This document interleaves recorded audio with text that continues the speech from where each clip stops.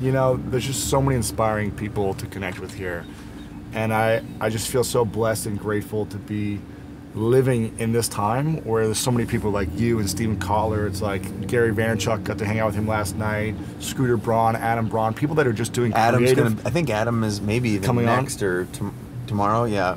People, I mean, people are just doing inspiring things in the world that are leaving an impact. What's your top suggestion for how to connect with people like that? Be patient. Be patient. I say, you know, you can't try to be risky, but also be patient. Know when to take the risk.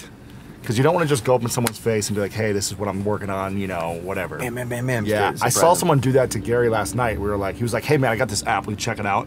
Like, just randomly. He was like, I'll come back in a little bit. But, you know, he was like, not coming back. So really add so much value to the people you want to connect with. And this is what I did early on in South by like 5 years ago. I was in the bloggers lounge for the whole weekend and just connecting with people because it was more popular back then. Sure. So I was connecting with everyone there, and all I was doing was ask them how I can, what they were working on, they were most passionate about, and how I can promote it.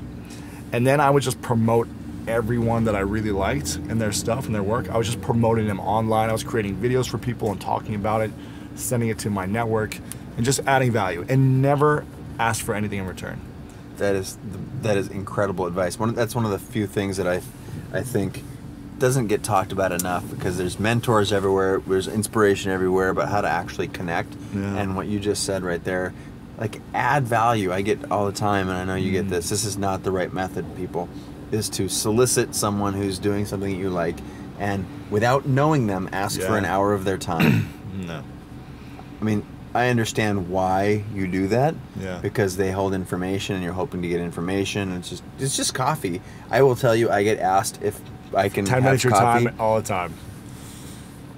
50 times a week. Yeah, I believe it. So you can imagine if I had coffee 50 times a week, never get anything done. Never get anything done.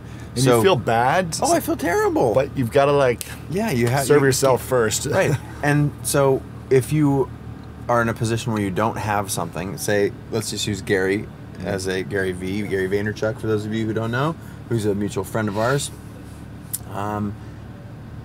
If you want some of Gary's time, hijacking him, tricking him into, cornering him into spending time with you is not a good example. Yeah.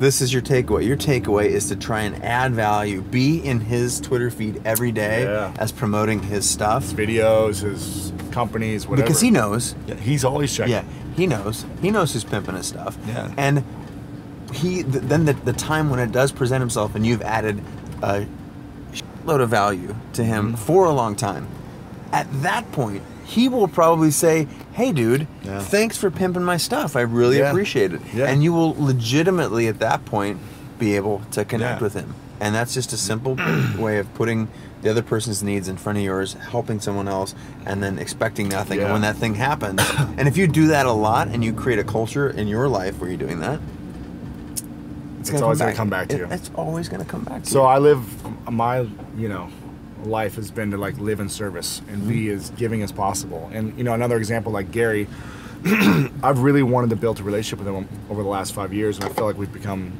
pretty good friends. I see him in New York, and when we're traveling and we see each other. And I knew he had his book coming out this last year, and the last one, I helped him sell a bunch of them. I think I sold like 700 on a webinar for him. And I'm always promoting, like, anything he's got coming out. But this recent one, Jab, Jab, Jab, Right Hook. Yep. I think I helped him sell. There's a Hootsuite bus right there. Nice. If you can see it. I think the final count was around 10,000 books that I sold for him. So I did 3 partnership deals as opposed to, like, one-offs. I did 3 partnership deals with companies and brands that bought like 3,000, 5,000, and 2,000 or whatever. And so I helped facilitate him becoming on the New York Times bestseller list. Now, he had sold like 40,000 himself, I think. Right.